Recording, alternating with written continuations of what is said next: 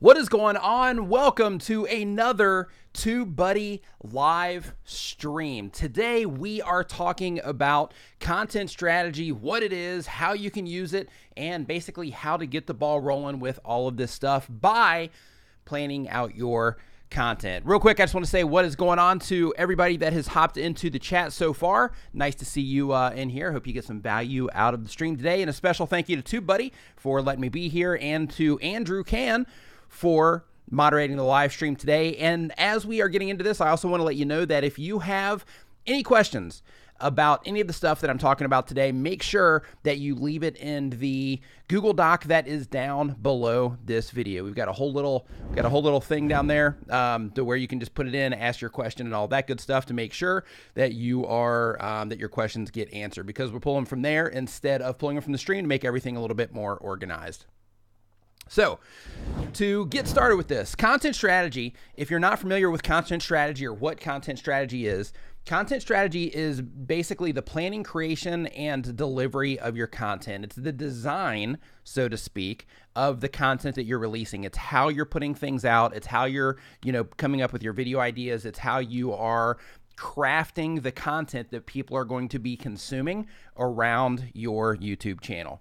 So the very first thing that I want to mention is, and this is really important, the very first thing that I want to mention as we're going through this is it's very important to keep your goals in mind, to make sure that you have a specific plan set out, a specific goal that you're trying to reach when you are putting your content together. Because what can happen is you can have a video, you can have like one video to where it's like, hey, this particular video, it takes off, it's doing well, but it may not necessarily be that video that is in alignment with your goals or what it is that you're trying to accomplish. It might be great for the growth of your YouTube channel, but if you are trying to position yourself in some way as like an expert in a field or something like that, then that particular video or set of videos might not be what you want to make more of if it's not in alignment with what it is that you're trying to accomplish. So keep that in mind. So this is about, making sure that you are putting out the right content to grow your channel, and more importantly, that you're putting out the right content to make sure that you are reaching the goals that you are trying to get to. And real quick, like Andrew said, if you are enjoying this so far right here as we're getting started, make sure that you share this video with a YouTube friend. Just pick one friend that is a content creator and share this stream with them so they can come in and enjoy the fun and get some nice education here as well.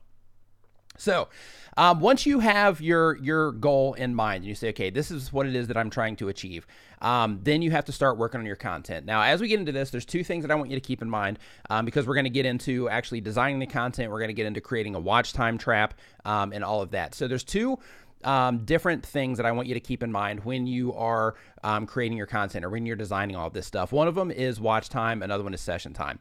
So with watch time, that's basically the time that you get per video that accumulates on a channel. It's minute by minute, second by second, the amount of time that people are watching your videos. That's watch time. Now, session time is the amount of time that people stay on the YouTube platform. So it can be on your videos, it can be on somebody else's videos, but it's the amount of time that you are participating in the act of keeping people on the YouTube platform. So when you're designing your content and you're putting your content strategy together, you want to think of how you can tie those things together to get as much of that as humanly possible, because watch time is like the currency of YouTube, so to speak. So the very first thing that I want to get into here in terms of content strategy is defining kind of what content strategy is. So YouTube breaks this down into three different categories. There are three different types of content. It breaks it down into hero content, hub content, and help content. I'll start with help content. Help content is basically if you are giving any type of helpful content. Makes sense with the name, right? But help content is where you're giving any type of helpful content. So let's say, for example, on my channel where I teach people how to grow YouTube channels, make videos, and all types of other YouTube related stuff, that's help content. Here on the TubeBuddy channel, also help content. If you're a beauty channel, what's up, Shannon Vlogs? Nice to see you in here. It was fantastic meeting you at the conference, by the way. But let's say that you have like a beauty channel, right? And you're showing people, you know, hey, this makeup versus this makeup. That's help content because you're helping people make those purchase decisions. You're helping people understand the difference between those two things. If you're motivating people, you know, that's also help content. If you are if you're a travel vlogger and you're showing people, hey, if you go to this particular area, then these are the top 3 things that you need to make sure that you're doing in this area. You're helping people make decisions, helping inform people on different aspects of whatever type of content it is that you make. All of that falls under help content. And a lot of channels on YouTube actually fall into the help content space. Even if you look at somebody like Peter McKinnon, you look at him as a vlogger, which he is, but a lot of his content is also help content. So of course he has the entertainment side of things, but he also has a lot of help content as well, which also pulls in massive amounts of people, and that's part of his content strategy. So you have hub content, which is basically your base content. That's the content that people come to your channel for. Okay, like for example, they come to my channel because they want to learn. Like you know, anybody in here that's from my audience, you go to my channel because you want to learn how to grow your channel, right? That's so my hub content is basically all stuff that is based around growing your YouTube channel. It's the stuff that when you go to my channel, you know that you can count on that type of content being there. You know that you can count on me releasing that type of content. So one thing that you want to kind of tie in to the hub content is making sure that all of your content is under a similar niche or a similar topic is what that means. So basically to kind of wrap that one up, or basically to define that one a little bit more, you want to think of it in terms of, is every single video that I'm putting up on my channel, is that going to help me reach a specific person or a specific group of people that are looking for a specific thing or a specific set of things? If the answer is yes to that, then you're on the right path for having a strong channel built around very strong hub content. If the answer to that is no, because you're putting up vlogs here, and then you're putting out, you know, like a help content here, and then you're like gaming over here, and then you're putting all this mixed content up, then that kind of makes your the hub base of your content not as strong, not as solid, because you're basically putting all these holes in it by making all of this different type of content so that you can't really grow that really strong core audience that's based around that specific topic or that specific hub of content. Now you also have hero content. Now, hero content, there's a few different definitions for the hero content, but basically with hero content, what that is like tentpole events would be hero content, to where you make something specific for an event. You know, Halloween, the 4th of July, St. Patrick's Day, New Year's is big. You know, anything like that, to where you know an event is coming. So because of that, you go ahead and you basically make the content and you say, okay, I'm making this content so that when this particular holiday or event, Super Bowl, you know, race car races and all that stuff, when all of that stuff hits, then I can start putting these videos out, and then I can kind of ride that trend on the hero content. So the hero content's designed to pull in larger audiences in a surge, okay? Help content, evergreen, brings people in on a regular basis. Hub content serves the people that are already coming to your channel, and it makes sure that you are serving that particular audience. Hero content is the stuff that brings subscribers in mass for particular things. Now, with hero content, you also have content that might take longer to make than your other stuff. Like, let's say the particular hub content that you're making, hub/help, let's say that content is stuff that, you know, you can put it together. You don't have to do anything really special for it. It's just like your normal content. But the hub content or the hero content, that's stuff that's going to take you more time to create in a lot of cases. You're going to put more effort into it. You're going to put more thought into what it is that you're doing, because again, you're going to be trying to reach that a bigger mass of people with that piece of content. Hero content is also something that, depending on what it is that you're trying to accomplish with your channel, it's also something that you might want to do ad spend on, right? Because it's like, hey, we're creating this like big piece of content, or this really, particularly designed piece of content that's going to pull in a larger amount of people. And as long as we can get this video to convert viewers to subscribers at a decent rate, then what we're going to do is we're going to actually put some money behind this so we can really push this thing out. A great example of this is the Volvo commercial with Jean-Claude Van Damme. I think they actually use this example in the YouTube Creator Academy as well. But the great example of that is with that Volvo commercial. I don't know if you've seen it or not, but basically, there's the two Volvo semi trucks and they're cruising down the road, right? They're cruising. And Jean-Claude Van Damme, who's like I think he's still doing it, but he's like a kung fu guy, but he's an actor. And basically, like, he's driving, and these trucks are together, and he's standing on the top of each one. And then as they start to go, he starts to fall into a signature move, which is these splits, right? And it basically went viral. And but that's, that content was designed for that purpose. For one, most importantly, for brand awareness, right? For them. But that is a piece of hero content because it's designed for that mass appeal to be exposed to as many people as humanly possible. Basically gives you a chance to tap into a wider audience. Now, with all of this, YouTube tells us that instead of worrying about what the algorithm likes, worry about what your audience likes instead. And if you make that content and they watch, that the algorithm will follow. So when you're making your content, what you want to think about, again, and this kind of falls under that hub idea and the niche idea or the topic base idea, is what you want to think about is you want to think about, okay, if I'm trying to rank my videos in search, that's awesome because then that gives me a chance to, bring in more people, more doorways into my channel. But if I'm serving a specific, topic, right? If I'm serving a specific audience and I'm really focused on making content that my audience is really getting into, then that's going to help me more in the algorithm. That's going to help me a lot more than just having search-based videos is going to do, because my audience is going to respond to that type of content, or they're going to respond to those topics, that type of content, the view velocity, which is what Andrew Can spoke about at Video Marketing World. But basically, you're going to have that core base that's going to respond to that content as you put it out.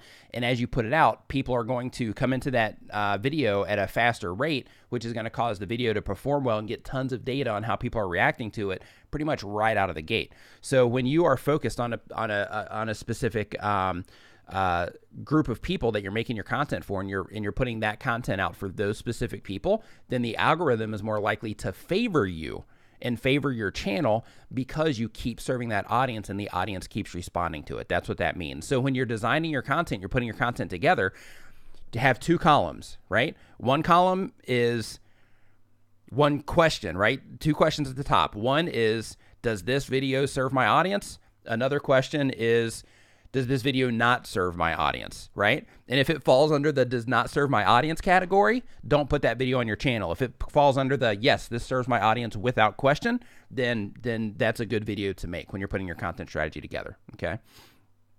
Now, another thing you want to think about when it comes to really tuning into your audience and what it is that your audience likes is you want to go and you want to see the view or the videos of yours that are generating the most views, and you want to see the videos of yours that are generating the most subscribers as well, because a channel grows because new people are coming in. So you have to think, and this is something that you have to think about. You have to think, okay, when I'm putting out this content, yes, I need to make that tons of hub content for the sake of serving the people that are already subscribed to my channel because they need to keep getting value from you, right?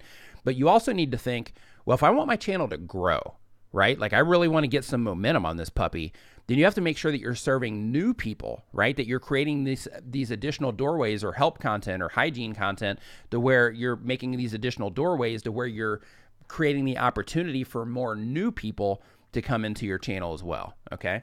So you want to look at the top subscribed videos because that's the stuff that your particular audience is tuning into. You want to look at your most viewed videos because that is also the stuff that your audience is responding to well. That's why it's getting promoted on the platform. That's why it's ranking well in search, because people are responding to that content, okay? Now, Another thing that I want you to keep in mind, and again, let me kind of, for everybody to come in, because we just got a spike in views here, for if you're just coming in, we're talking about content strategy and how to build content strategy around your channel to make sure that you're serving an audience, okay? And one of the things that we were talking about earlier is about the algorithm following the audience, right? It's more important to serve a particular group of people than it is to just make videos for the sake of ranking them in search, okay? So that every time you put out a piece of content, that particular audience responds to it, which causes it to perform better on the platform. But one thing that I mentioned earlier as well, if you're just joining us, is the importance of making sure that your goals are in alignment first with the content that you're making. And this is what I'm getting ready to talk about is why this is important. So let's say that you are looking in your stats and you say, okay, well, my videos that are generating the most subscribers, well, those videos are actually not really on the topic that I'm covering these days. Those are like older videos. What should I do? Well, in that case, you want to fall back on what it is that you're trying to accomplish with your channel. That's always the thing that you can fall back on. If you have a goal, if you have a plan in place, you can always fall back on that for making decisions on the content that you're putting out. So you can say, this older video is something that is driving a lot of subscribers, but is it in alignment with what it is that I'm trying to achieve on my channel? Is it in line with what it is that I'm putting out now on my channel, or what it is that I want to put out on my channel now in order to get me to a particular goal? If the answer is yes, then of course you want to make a lot more of that because that's what's generating more subscribers. If the answer is no, then you need to start going through your videos and say, okay, the videos that I am making about this particular topic that I currently do on my channel, and that's going to help me reach my goals, the videos that I'm making around that, these are those particular videos within that set of content that are generating more subscribers, that are generating more views, even though they might not be the videos that are generating the most views or the most subscribers. They are the videos that are generating the most for the type of content that is serving your goals and the type of content that you're making now on your YouTube channel. So always keep that in mind. And the reason I'm saying this is because it's really important to experiment from time to time with the videos that you're putting out on your channel. I actually have a video that I'm putting out. I have a video with Benji from the Video Influencers going out on my channel after this stream, actually, so make sure that you check that out. But I also have one, the next video after that that's coming out is with Brian G. Johnson. We just did kind of like a walk around type of video, and it's really fun. And it's just an experiment that that I wanted to do on my channel, and it's actually the first one of just kind of like a vloggy type of content that I'm wanting to do. And the thing that you want to think about is, yes, you want to experiment because you want to see what it is that people are going to respond to with the type of content that you're putting out. You know, how can you change? How can you keep things a little bit fresh for your audience? How can you, keep evolving through all of this stuff, right? And when you put out a piece of content and it does really well, then what you want to think about is, okay, why did this do well? And then you want to start saying, okay, I'm going to try to make another one of these videos and see if this one's going to do well also. Because what a lot of times what people will do when they're putting out their content, when they're planning everything, right, is they say, I'm going to put out this content and wow, this video did great, but now I'm going to start putting out this other content again, right? And they have this disconnect between, wow, this worked, I need to do this more, and wow, this content's great, but maybe this content over here is easier to make, right? So you want to make sure that you're just keeping everything in perspective when it comes to the content that you're putting out, because if you put out something that people respond to it, as long as it's in alignment with your goals, then you want to make as much of that content as possible as long as people keep responding to it, okay? Now, when it comes to making your content, one thing that you want to think about is you want to think about playlists, okay? And this is really important when you're putting your content strategy together. You want to think about playlists and how those playlists can serve other videos in that playlist, okay? And how they can serve your channel as a whole. So as an example, like if we were making a video about traveling to a specific destination, or if we were making a playlist about traveling to a specific destination, what I would want you to think about if you traveled to a specific destination would be, I'm not going to make a video about traveling to, Washington, D.C., right? I'm not going to do that. What I'm going to do is while I'm there, I'm going to think about, okay, how can I put together 5 videos? I'm never, ever going to make one video again. I'm going to think about how I can make 5 videos for this that are all related to each other in some way so that I can put all of these videos in a series playlist. So it's not a, hey, look, I came to Washington, D.C., follow me around, blah, blah, blah. It is a, hey, I came to Washington, D.C., follow me around. These are the best restaurants that I ate at while I was in Washington, D.C., right? The best restaurants to eat at while you're in Washington, D.C., the must-see sites in Washington, D.C., things to avoid if you go to Washington, D.C., tourist scams that they run in Washington, D.C., or whatever those 5 things are. But you basically want to break it down and say, okay, while I'm on this trip, I'm going to be making my vlog just like I normally do, but then I'm also going to make these additional assets that I can keep feeding people into. Because when we first started this, if you're just joining, we were talking about the importance of building a watch time trap, okay? And to build a session trap as well. So what you want to think about is you want to think about, okay, as I'm putting these stacks of content together, these 5 videos, 7 videos, 10 videos together, as I'm putting these together, I have to think about how they're directly related to each other so that I can generate more watch time, so that I can generate more session time with people going deeper into my own content. So I'm getting more watch time per video. I'm getting more session time on my content from each individual viewer.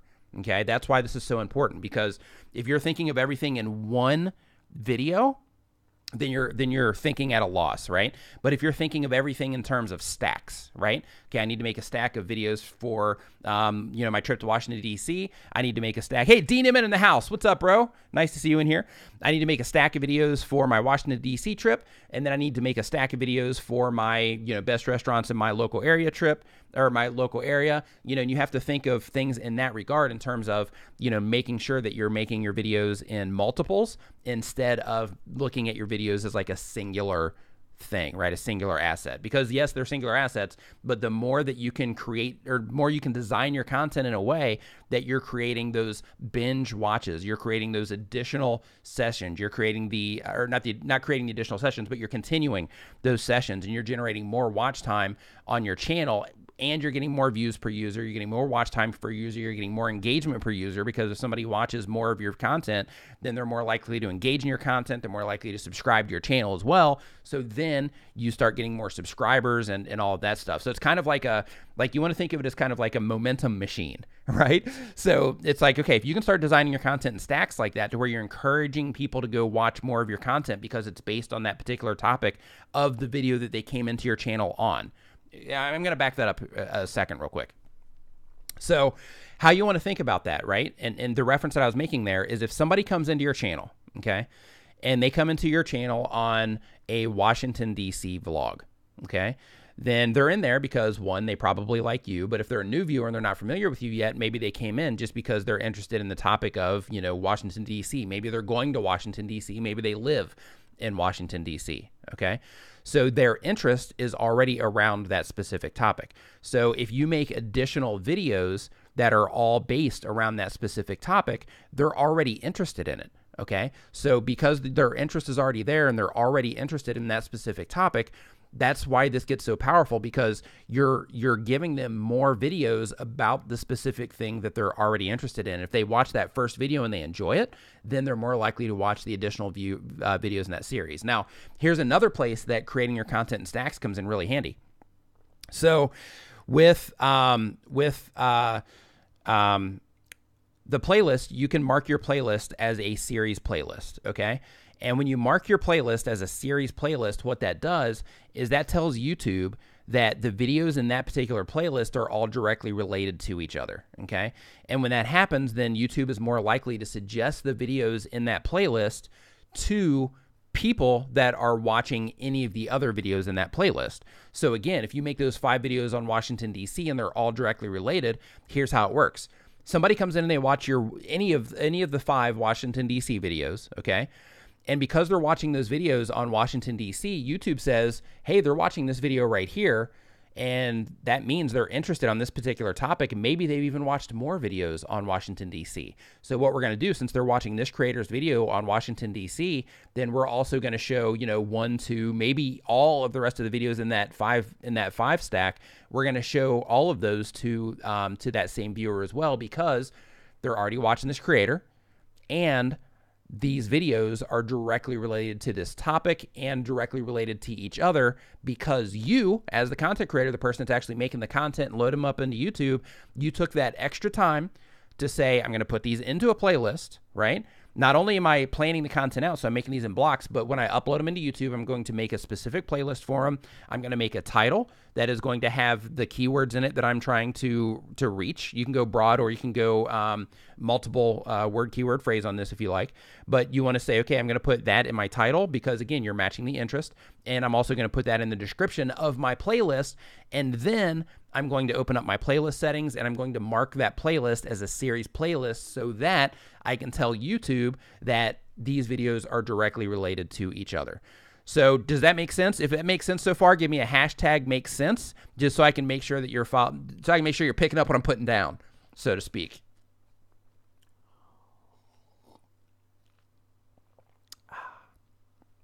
Okay.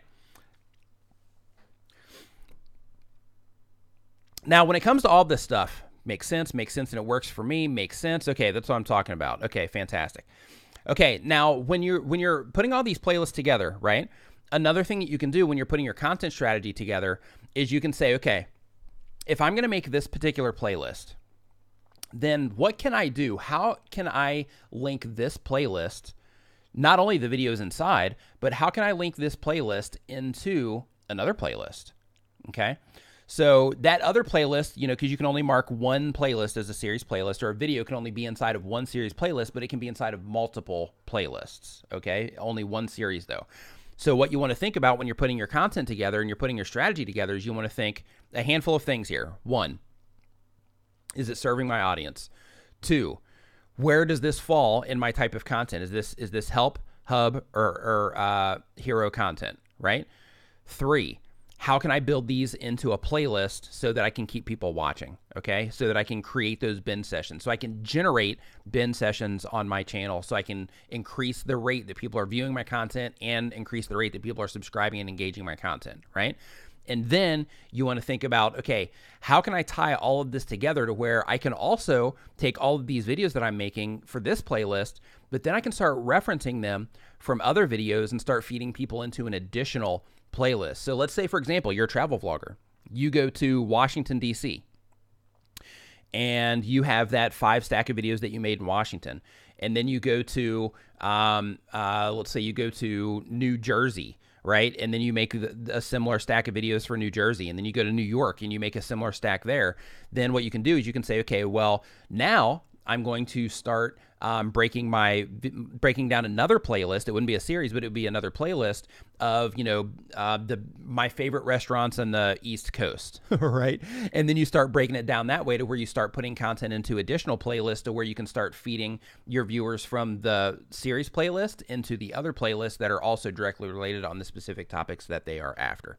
So when you start doing all this, it's extremely powerful in terms of creating all those bin sessions, because again, the watch time is so important. The session time is extremely important. And when you're putting out content and you're generating all of this stuff and you're generating all these bin sessions, then that helps generate like serious momentum on your channel, because the algorithm knows, again, let's fall back on what we said earlier in terms of the algorithm follows the audience, right? So if you're putting out all this content and people are responding to it, right? Think of YouTube as like a responsive machine, right? If you're putting out all this content and people are responding to it, then YouTube is going to promote your content more, which is going to help your channel grow faster. Okay. And it's going to help you solidify a really solid audience around your stuff, because you also have these, specific topic bases that you're working everything around with your channel.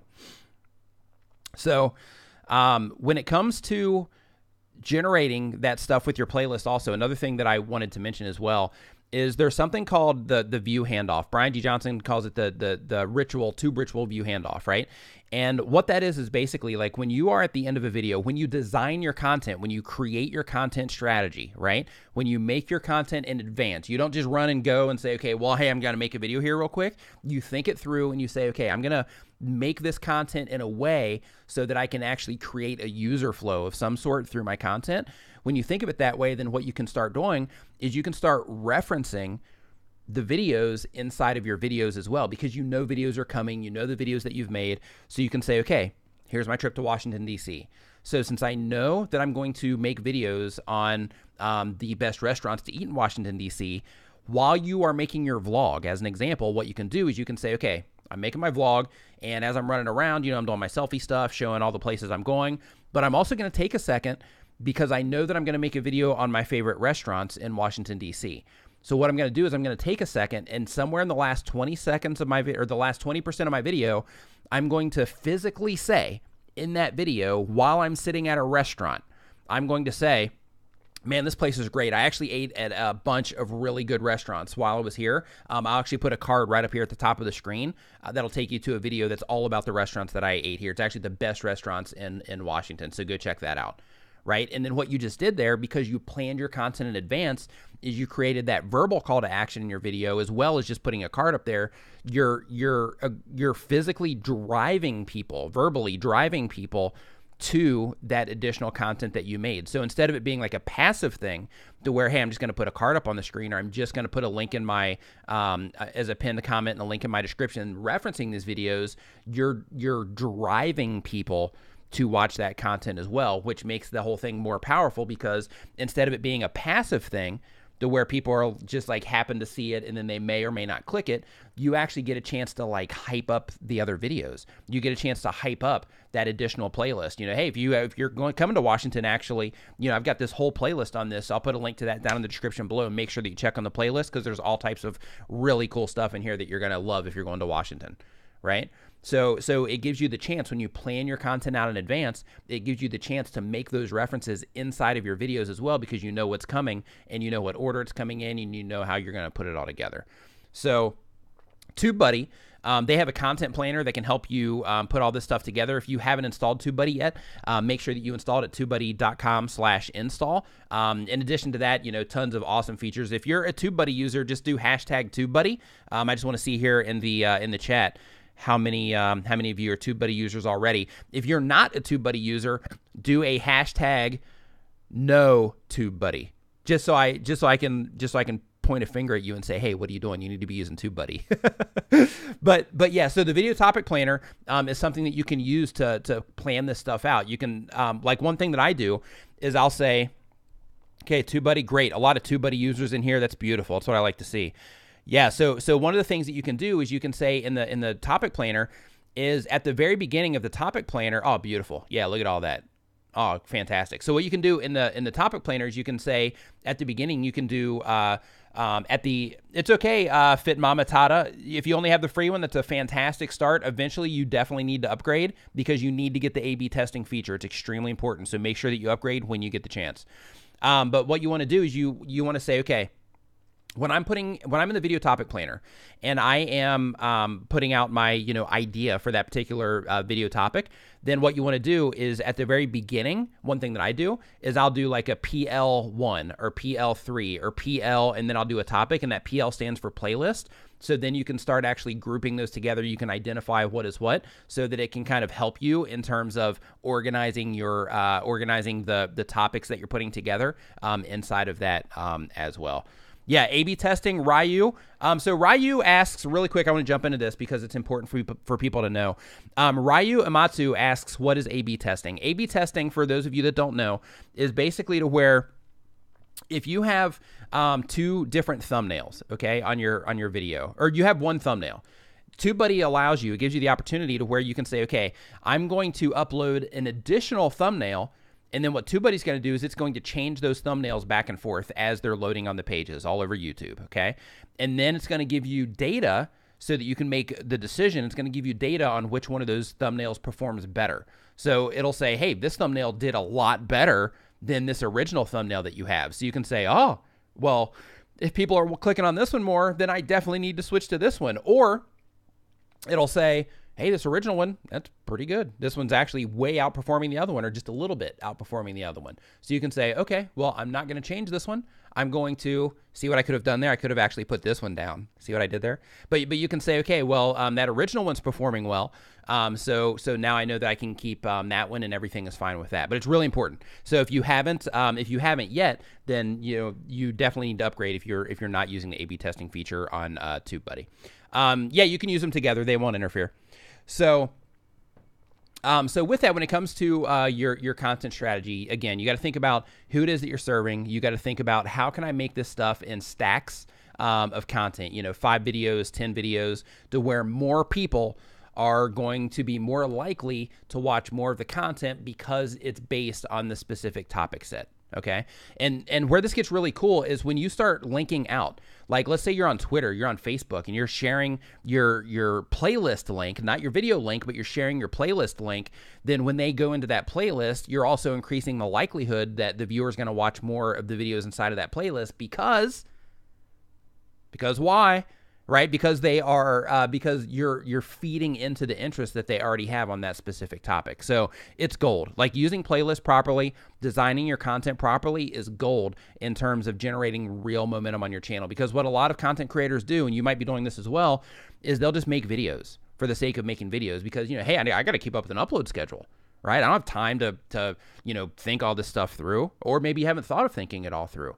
But if you start thinking all of your content through, of course, you got to make sure that people are watching your videos and clicking on your thumbnails in terms of the watch time on your videos and clicking on your thumbnails.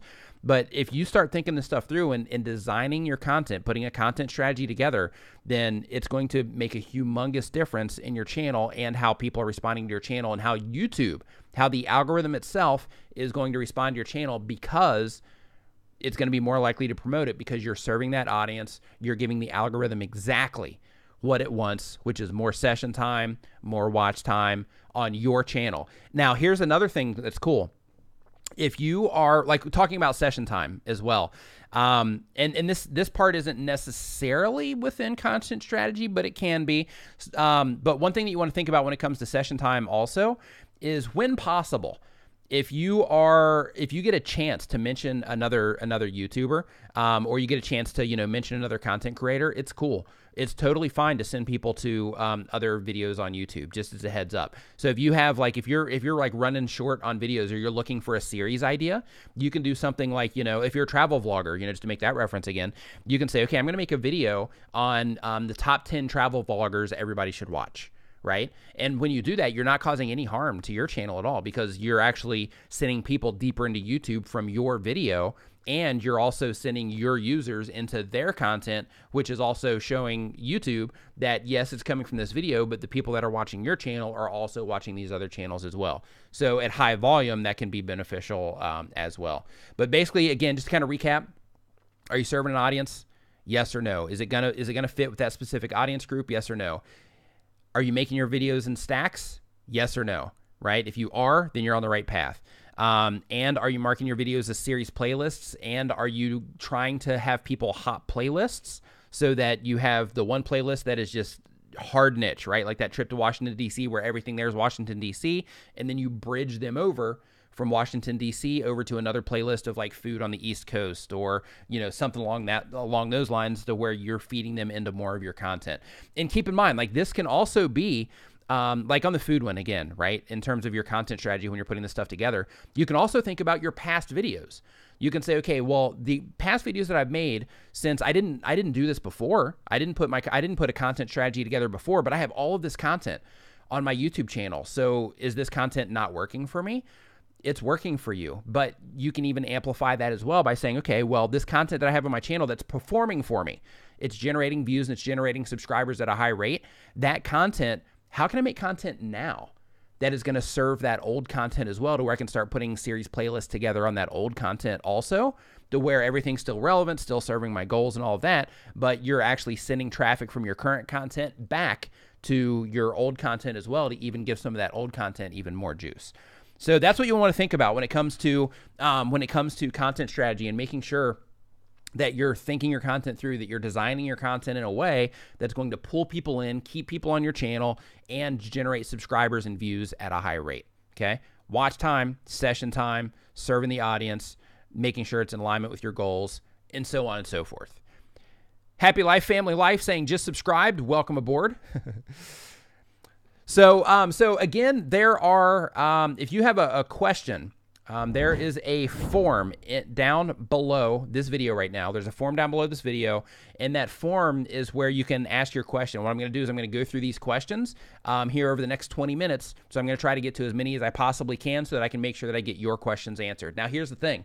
If you're just joining the stream, we're talking about content strategy, and it's really important that if you really want to get things rolling on your YouTube channel, that you make sure that you go and you watch the replay of this once it's over. But if you are in here, and you're watching this right now, make sure you stick around for this Q&A, because a lot of times people get tons of value from the Q&A, because typically if one person has a question, there's a lot of other people that have that same question, or you might not even know that you have that question, but somebody else will ask it, and then you'll be like, wow, I didn't even think about that. And then the answer will be something that you'll be able to apply to your channel to help the momentum of what it is that you're doing as well. So I'm going to get into that right now. And the very first question is from, and real quick, actually, before I get into that, just do a hashtag got it, just so I know that everybody got the everything that I was putting down there with the content strategy stuff. Just do hashtag got it, just so I know that just so I know that you're on board, and that it's safe to move on. Got it. Okay, fantastic. Daniel Battelle, nice to see you in here, man. Real Estate Whisperer, nice to see you as well. Travel Vlog, fantastic to see you in here. Joshua, nice to see you here as well. Nice to have met you at Video Marketing World. Cathay Fit, nice to see you here as well. My Stuttering Wife, nice to see you. Okay, tons of got it. Fantastic. Grandma Lolly, nice to see you too. Okay. So the very first question is from Fendominator. It says, what is the best way to go about low-viewed videos? So one thing that I like to think about when looking at videos on a channel that has low views is I like to think about like what's going on. Like, is it low videos because it's dying, or that it never took off, or is it low videos because the topic itself is just something that isn't something that's very relevant in terms of something that people might be looking for? So I'm going to break this down in two ways. If it's something that does not have an upward trajectory, and what I mean by that is if your video, if you look in your stats, and instead of your views kind of going like this to where it's like, hey, this is going in the positive, then if it's just like this, or if you've taken a loss on it, then what you want to think about is, okay, I need to maybe change the title, change the description, update all of the metadata, and update the thumbnail on this video to kind of refresh this video. Because, and this is where the TubeBuddy A/B testing comes in really handy, because sometimes just changing a thumbnail can make a life and death difference, so to speak, in how a video performs. So using that alone will tell you to where it's like, hey, I'm going to put this video out, or I'm going to change the thumbnail on this. I'm going to use TubeBuddy's A/B testing feature, and I'm going to let this run. If it's not getting many views at all, then I'm going to let this run for a while, and then I'm going to see which thumbnail performs better. So maybe it's just my thumbnail sucks, right? Maybe that's why it's not getting views. Next thing you need to look at is you need to think about the watch time that you're getting on your video, because how YouTube works is they're basically serving content based on watch time per impression to the user based on their user history, things they search for, things they like to watch. So what you want to think about is, okay, if your thumbnail's okay, and look at the click-through rate in your thumbnail as well, but if your thumbnail's okay, then next thing you want to look at is the watch time that you're getting on your video. Because if your thumbnail's good, they're clicking on that, but they're not staying on your video, then that video is going to perform poorly because you're not generating watch time. You're not generating watch time per impression, right? You're getting a very low number there. So what you want to think about is okay, so what I need to do first is I need to look at my thumbnail, my click-through rate on my thumbnail, and I need to look at my audience retention reports. If your audience retention reports are bad, then there's a few things that could be. One, it could be your video is just not a good video. Your audience retention reports are what tells you if your video is good or not, because we all think our stuff is great, but the audience retention reports tells you the reality of what's going on in mass. Like Andrew says, data doesn't have feelings, right? It's facts, not feelings. But you also want to think, okay, maybe people that are clicking on my thumbnail are expecting something different when they land on my video. So maybe your video doesn't suck, right? Maybe it's not that your video sucks. Maybe it's, or that your video is not a great video, but maybe it's just the expectation or the intent is how YouTube frames it. The intent of the user, they're not getting what they are expecting when they click on your thumbnail. So just take a step back and take an objective view of what is going on in terms of your thumbnail and title, and think, okay, is this a title that I crafted for the sake of hyping up what my video is? Or is this going to be crystal clear when somebody's looking at this to where if they click on it, I'm giving them exactly what they want in the video, right? You have to make sure that whole loop is closing, because if not, then they could be expecting one thing, they click on the video, they land on your video, and they're getting something else, which is going to cause them to leave, which is going to hurt your retention, which is going to hurt your watch time per impression, which is something that we're all getting judged on. So if all of those things are like that, then basically, experiment with your thumbnail, try to think of the user intent, and definitely make sure that you update your metadata as well. And by metadata, I mean your description, your title, and the tags on your video. Okay. Next up, 21090 Brewing. What's up? Nice to see you in here. This is a great question. So Grizz270 says, what percentage of audience retention is considered good? I like to tell people to shoot for like 50% or more. If you can get like 60, 70% and you're getting a high click-through rate in your thumbnail, then your video is going to do just fine. And again, that's also dependent on the videos that are being served around it. So like as an example, like in my space, I get to get high numbers, relatively high numbers on all this stuff, because all the people in my space know what they're doing, right? In the YouTube health space, everybody knows how to make good thumbnails. Everybody knows how to keep people watching videos. Everybody knows how to generate engagement. Like everybody knows how to do this stuff. So I have to make sure that I'm getting at least 50% on a video if I even want to like step into the game, right? So depending on the content that you're making, whoa, I just had a monitor go out. That was weird. So depending on the content that you're making, you might be able to get away with, a 20% view retention. But if you can get that up to 50, then you're going to be much better off. So another thing to think about as well is in terms of the actual percentage viewed on your video, it's not necessarily, the percentage is important, but it's actually the total watch time that you're getting per video as well. Because, if you have like a 20-minute video, Brian G. Johnson in the house, what is up, man? Nice to see you in here. If you have a very long video, like let's say you have a 20-minute video and you're getting a 25% retention on it, well, that's actually pretty good, right? But if you have a 3-minute video and D was in the chat here a little bit ago, Freedom Hustler. But if you have a 3-minute video and you're getting 25% percentage viewed on it, then that's a pretty low performing video. So you need to look in your audience retention reports, think of why is my retention not that great on this, and then start making your decisions based on that. Okay, so Trusted Texan, hey, I was just in your country or just in your state a few days ago. Trusted Texan says, what is everything I can do with TubeBuddy to boost views to my channel? Okay, here's some critical things that I recommend that you do. One, use the keyword research tools. Super critical, right? Because if you want to rank your videos and search for that evergreen content, for that consistent traffic that's coming into your channel, super important. So use all of their keyword research tools. Also, the A/B testing feature is also critical, because if people are not clicking on your thumbnail, they're not clicking on your title, you can have the best video that anybody has ever seen, but nobody's going to know it because they're not clicking on it. You have to win the click. You have to generate those clicks so that people can come and see your video. So that A/B testing feature on your thumbnails is super, super important. But basically using all their keyword research stuff, using everything for tagging the videos when you're actually uploading the videos is also great. And the A/B testing feature, like I can't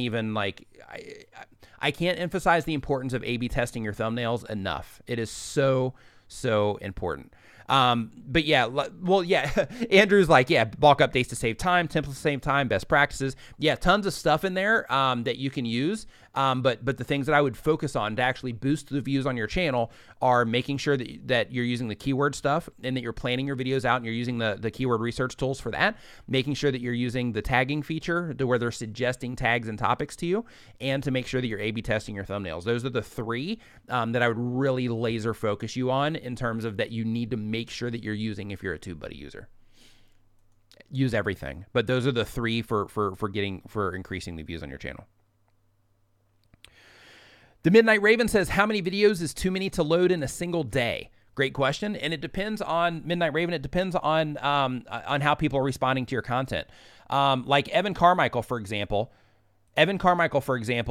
he uploads 3 videos a day people are very responsive to his content, so it's perfectly okay. So it all depends on how people are responding to your content, and it depends on the type of content that you're putting out. So for example, if you're putting out content that's going to pull in new viewers all the time, then your channel's going to grow well as long as YouTube is promoting those videos because they're performing well on the platform. But if you're putting out videos that are not performing well, then YouTube's not going to promote them. If you're putting out videos that are not in alignment with your like channel growth or other goals that you're trying to accomplish, then that also might be overkill, to where instead of putting out a bunch of videos, it might be more beneficial to you to kind of slow it down a little bit and say, okay, instead of putting out this time to put out, you know, a video a day, 2 videos a day, 3 videos a day, I'm going to kind of zero in on what makes people tick, so to speak, when they're watching my content. What is it people are responding to? What is it they're not responding to? What thumbnails am I putting out that people are clicking on versus thumbnails that I'm not clicking on? What topics am I covering that people are clicking on versus what I'm not clicking on?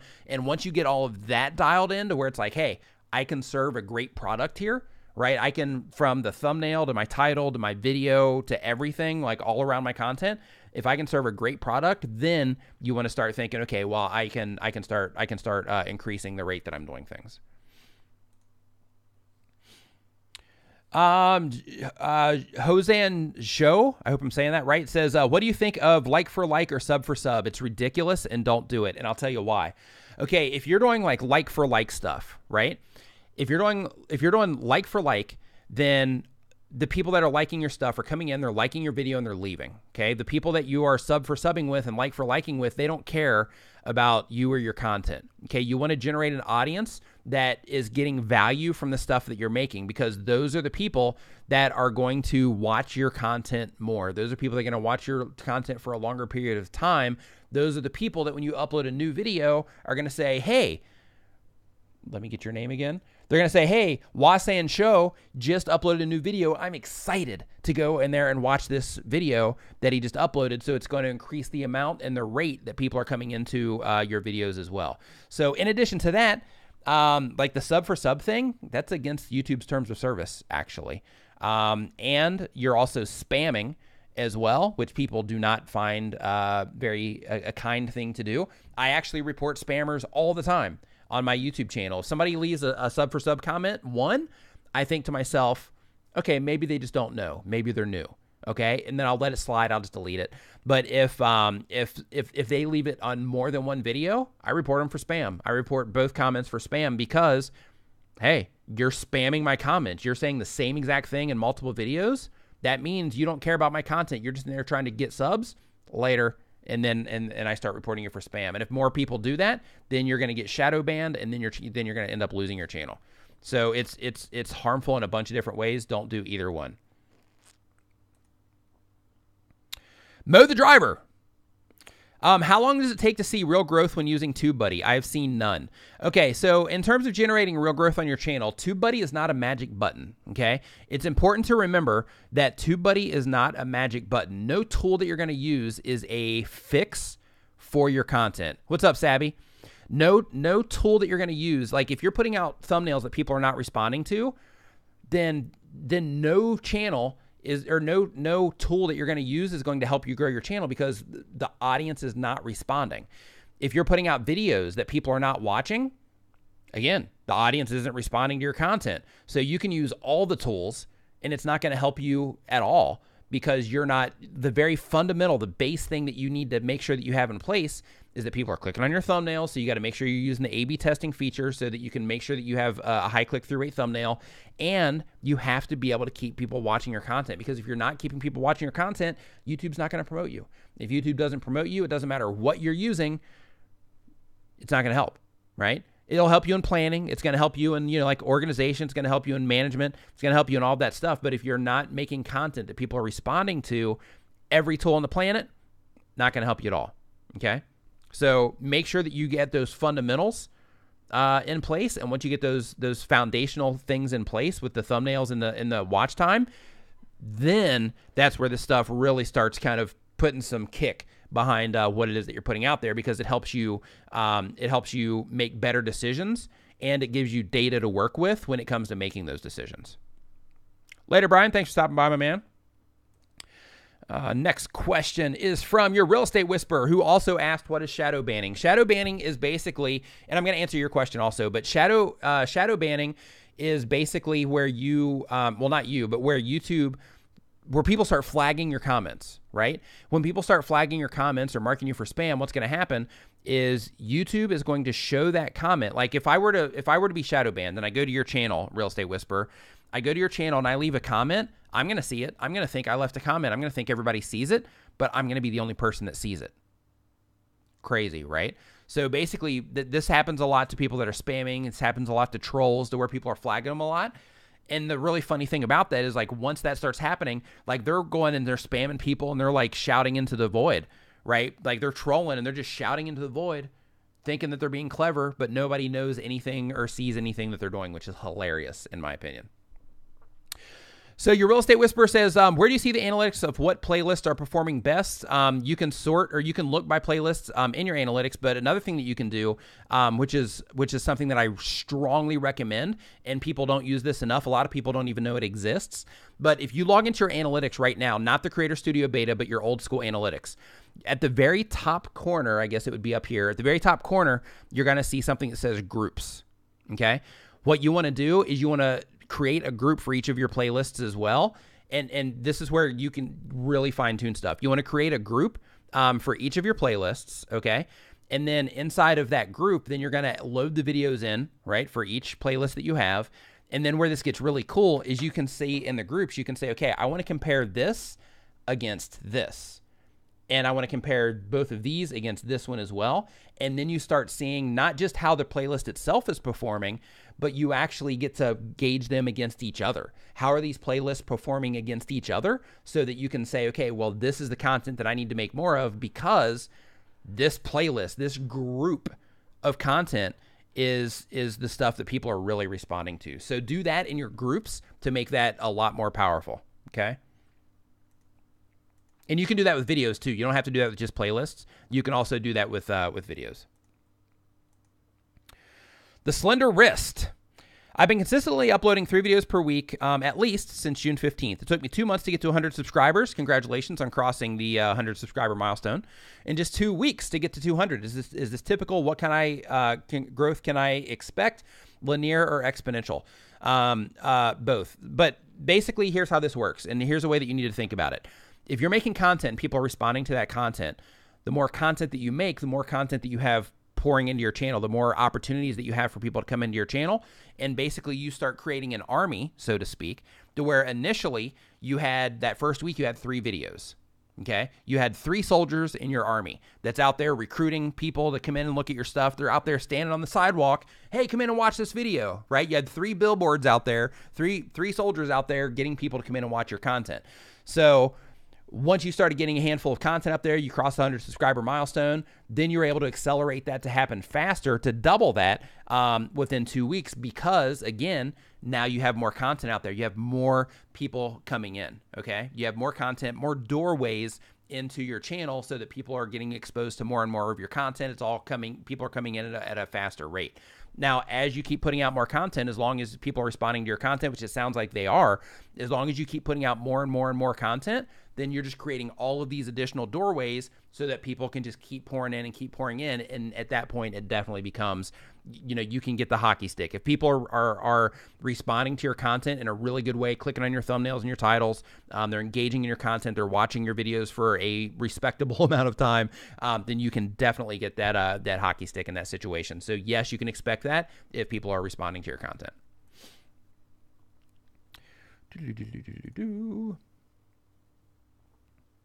All right. Next question is from the Josh Speaks. The Josh. I like that. If you're recovering a topic that was successful in the past, should you create a new series playlist for the second round of vids to prevent the first playlist from getting too long? Yes. Rather than have a playlist with 10 plus videos, would it be a better strategy to have 5 to 10 video playlists that are more focused within the topic? Yes. So, okay. So the first part of that, and just to kind of recap what he's asked, or what they're asking, Josh, I'm guessing, is asking, is if you have videos that did well in the past, and you are creating new videos, basically you're repeating the content, right? So you can refresh everything. In that particular case, he's asking, should you put that in the same playlist or a separate playlist? Separate playlist for the sake of keeping that playlist at a reasonable amount of videos, that first one and the second one, and so that all of the content within that new playlist is within your new way of doing things, right?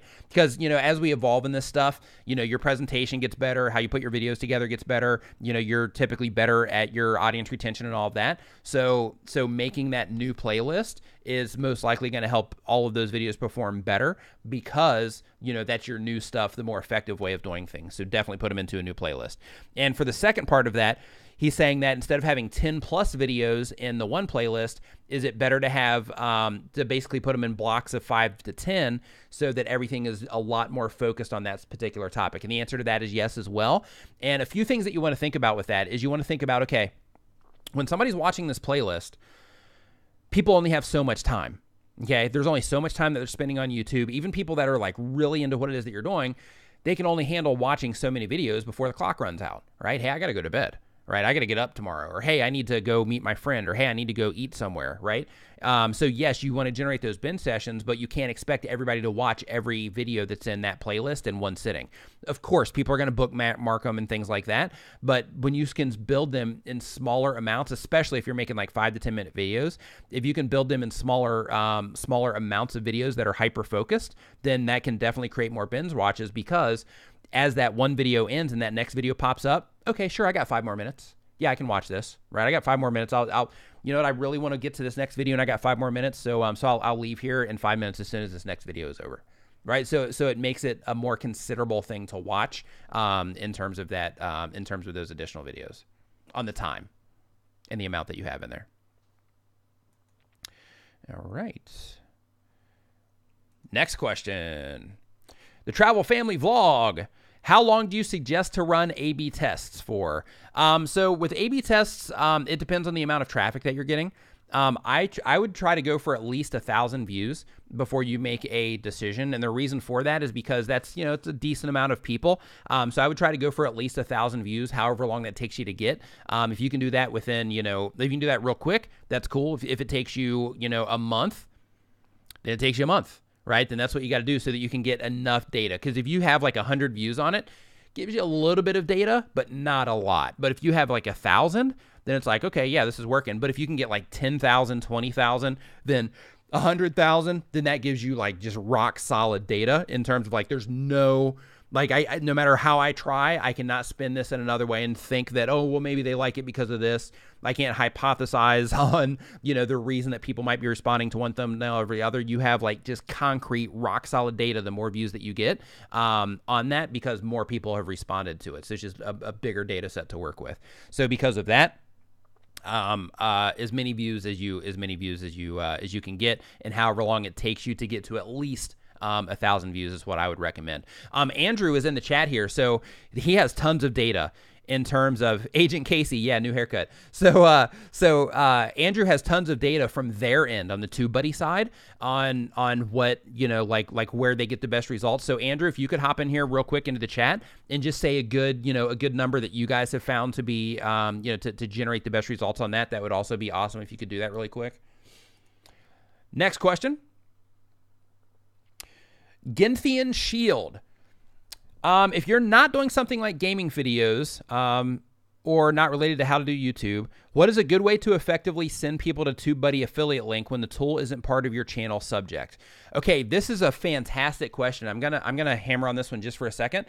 So if you're trying to send TubeBuddy as an affiliate, you're trying to send people to install TubeBuddy, then one thing that you're gonna have to think of is, yes, people that are watching your videos, you're probably gonna have people that are content creators. Okay. If you have people that are content creators, putting a specific call to action in your video description for content creators is something that you definitely want to do. However, if you are making videos targeted towards auto mechanics that are never going to use TubeBuddy, then it's probably a better idea to promote something that, like, if you're wanting to make money from it, to promote something that is more in line with what it is that the people that are doing automotive repair would be into. You know, specific products or whatever, training, any of that stuff. Because if you are trying to push TubeBuddy on a group of auto mechanics that don't have YouTube channels, then it's not gonna, you know, it's not gonna do you or them any good. So one thing that you really want to think about is, okay, how can I promote something, be it TubeBuddy or whatever it happens to be. How can I promote something that is a direct fit for my audience? You don't want to promote it just because, yeah, you know, there's a good payout on this. You want to promote it because it's a good fit for your audience, because if it's a good fit for your audience, then your audience is more likely to sign up for whatever it is that you're promoting, which means you're more likely to make more money, and you're serving your audience at the same time by showing them the correct tools for whoever it is that you happen to be serving. Okay. Yeah. Roberto's thumbnails are definitely available for TubeBuddy users for sure. Let's see here. Next question. Next up. Okay, so Liz Zorab Byther Farm says, is it a good idea to use the same, possibly unique hashtags for videos in a series playlist? Okay, so here's some thoughts that I was, some conversations I was having with a buddy about the YouTube hashtag thing. So here are my thoughts so far, and I'm still kind of working through the whole hashtag thing. So my thoughts so far are, yes, new channels can use the hashtag as a discovery mechanism. If you have a high-performing video, then it might be in those top 3 videos that YouTube suggests. And it'll show up on the, you know, recent videos if you have something to where, let's say it's not getting tons of videos made about a specific topic, but it's a popular topic, then you can use that hashtag to kind of anchor yourself to that specific topic, so that when people click on that hashtag, then they are, you know, they might see your video in like one of the recent slots, right? If it's not a high performing one. So there, yes, as a discovery mechanism for smaller channels, fantastic. But another thing to consider is that it might also be a leak. Something that is a leak.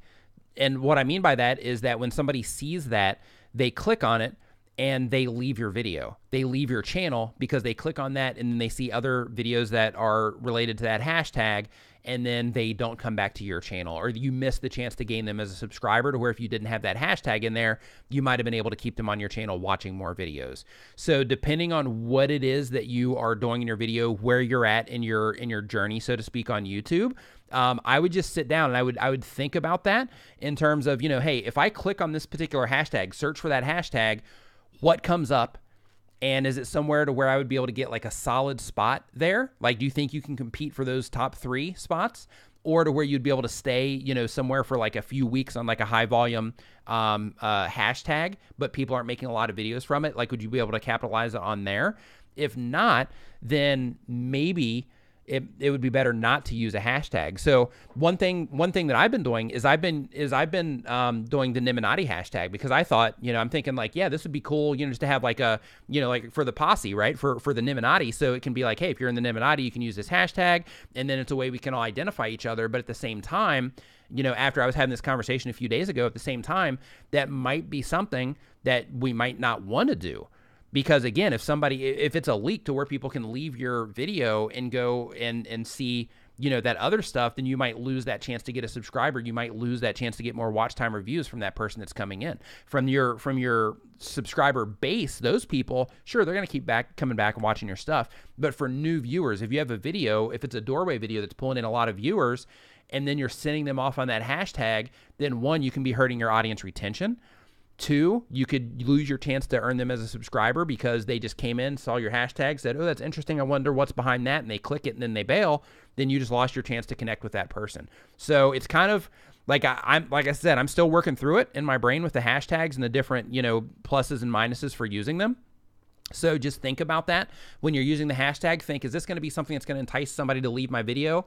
If so, is it something that's going to also possibly pull new users in to my videos because I'm in the particular search results for this particular hashtag? So just something to consider. Okay. So thank you so much for everybody that's been hanging out here. Again, if you have not installed TubeBuddy yet, make sure that you install TubeBuddy at tubebuddy.com/install. It is the #1 browser plugin for YouTube content creators. So if you haven't installed it yet, make sure that you install it right now. They have a free version, so you can test it out, see what TubeBuddy can do for you. And I also want to let you know that I am going to have a video going live with Benji Travis from Video Influencers on my channel here in just a little bit. I'm just waiting for a time confirmation. So as soon as I get a confirmation on the time that we are going live, then I'm dropping that video. So make sure that you are subscribed to my channel as well, because that video is going to be about how to get more views if you're a vlogger. It applies to everybody, but it's specifically because his wife has a channel over 1.5 million subscribers, 1.6. He's got his personal vlog on like 300 and something thousand subscribers, and of course the video influencers channel with 300 and something thousand subscribers as well. So make sure that you are ready for that video tonight when it drops, because tons of value from Benji in that video. So make sure that you watch it. So again, thank you so much for watching. Thank you so much for hanging out. Hope that you learned something here. Hope you got some value from the live stream. Again, thank you to TubeBuddy for having me on here. Thank you to Andrew for moderating the chat. I appreciate it. And thanks to all of you for hanging out in here and being a part of the community. We really appreciate you, and we will see you next time.